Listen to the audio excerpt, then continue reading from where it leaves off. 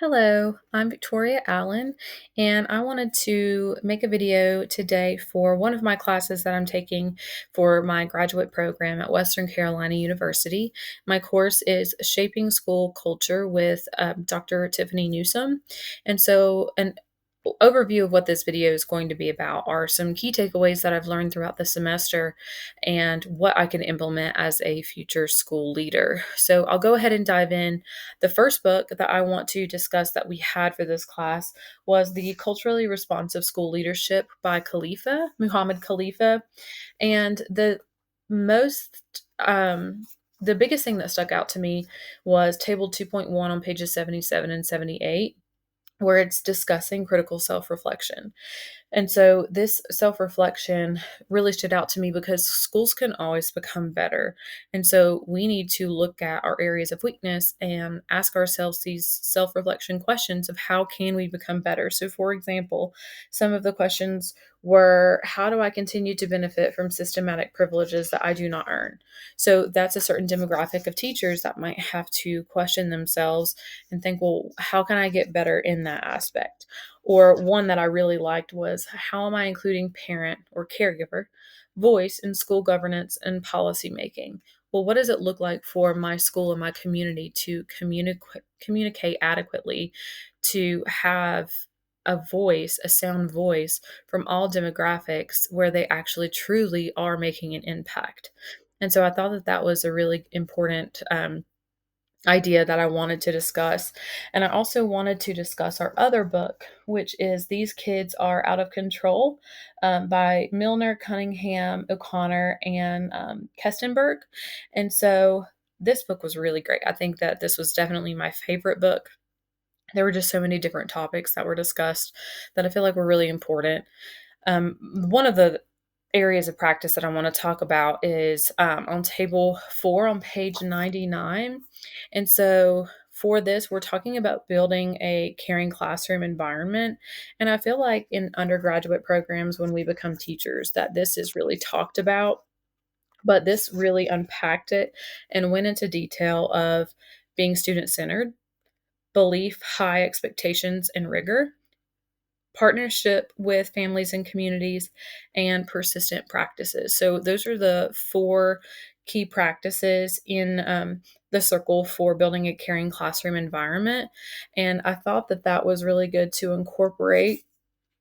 And also on page 101, the quote that stood out to me regarding that diagram was, student centered approaches shift the power from being solely that of the teacher to that of the students, creating a more relevant, engaging environment that clearly reflects the needs, cultures, interests, perspectives, and brilliance of its students.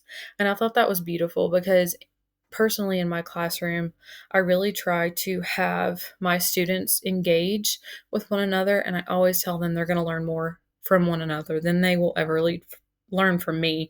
I just kind of lead the discussion. And so I thought that that was really good, but it all starts with community and relationship building, which is a lot of what I feel like Khalifa and Milner talk about in their books. I also wanted to talk more about the critical self reflection from the perspective of Milner. So on page 58 in the book, I highlighted this because it resonated with me because it was a point where I really needed to self reflect. And so it was talking about Haberman describing the core functions of teachers in a pedagogy of poverty. And so things like giving information and directions, check. Asking questions, check. Making and reviewing assignments, check. Monitoring seat work, check. Basically anything that you would think that a teacher does. And so I had to really sit back and think, what can I change so that I'm not in that pedagogy of poverty? And so I thought that those were really good, key, major ideas. And then some practice oriented takeaways that I wanted to discuss is leaders have to self reflect and identify blind spots. So I kind of touched on this briefly when I was talking about my major ideas from our readings throughout the semester, but I really truly believe that you have to lead by example. And so I need to self reflect on things that I have done.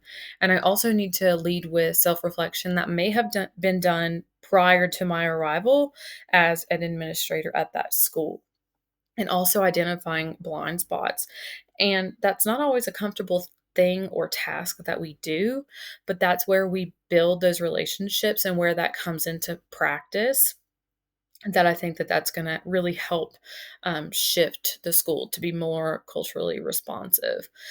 Also, Milner discusses physical classroom designs. I really think that it's important that teachers sit their students in a way that they can collaborate with one another, because like I said, I'm a firm believer that my kids or my students can learn better from one another than they ever can from me. Yes, they're going to learn more from me, but how they communicate with one another on each other's level and how they interpret things that I say is just, it's so beneficial that they are able to communicate, and it also prepares them for college and career readiness. And so I think that those are some really important features. And also, it's talking about teaching expectations instead of policing students using the handbooks.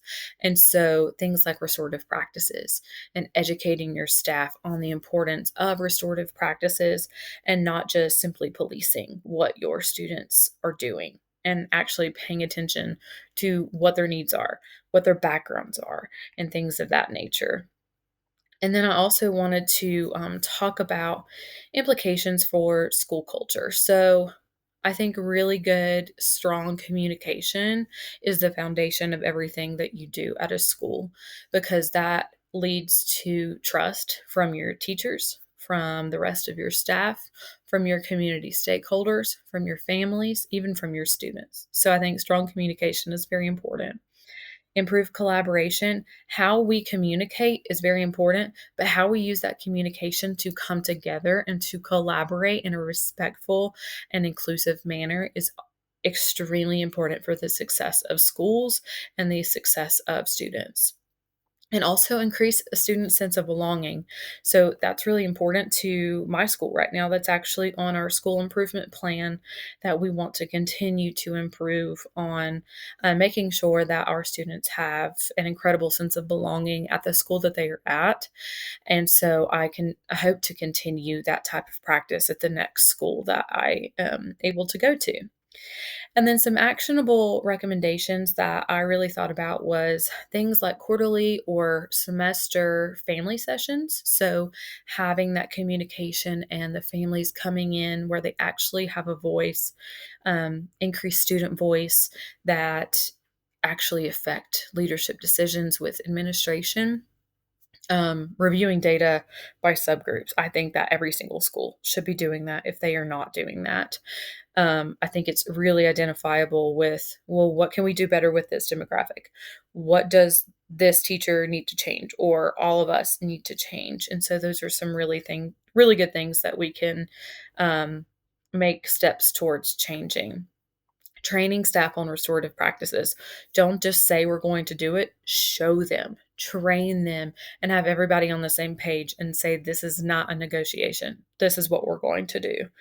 And then I also think it would be really good to have community mentorships for our students, because when a teacher is checking in with them, they're used to hearing that from their teachers all the time, or their principals.